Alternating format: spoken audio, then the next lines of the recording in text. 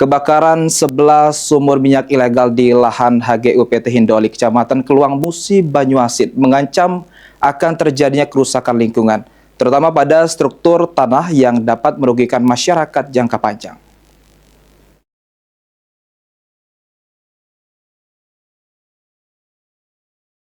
Kebakaran sumur minyak ilegal di wilayah perkebunan Kecamatan Keluang Musi, Banyuasin mengakibatkan setidaknya 4 hektar lahan terdampak. Penggiat lingkungan Sumsel, Syal Fitri, menilai aktivitas ilegal drilling berdampak besar terhadap kerusakan lingkungan. Lantaran aktivitas tambang dapat merusak struktur tanah, mencemari perairan, hingga berdampak pada pencemaran lingkungan akibat gas yang ditimbulkan.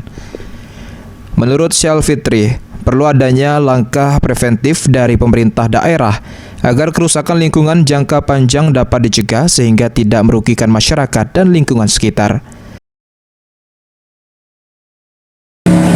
Akan berdampak buruk bagi kehidupan, baik kehidupan yang di lingkungan sekitar maupun lingkungan alam ya, karena apa, itu di luar berarti kan akan merusak struktur tanah, jaringan, terus kebakaran tentunya akan menimbulkan polusi dan itu sangat bahaya buat kehidupan kita, terus dan pemulihan itu juga akan membutuhkan waktu yang panjang untuk mengembalikan sebagaimana yang kita harapkan sebelumnya.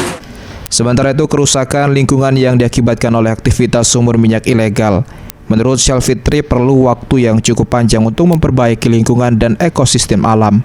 Eki Saputra, PAL TV.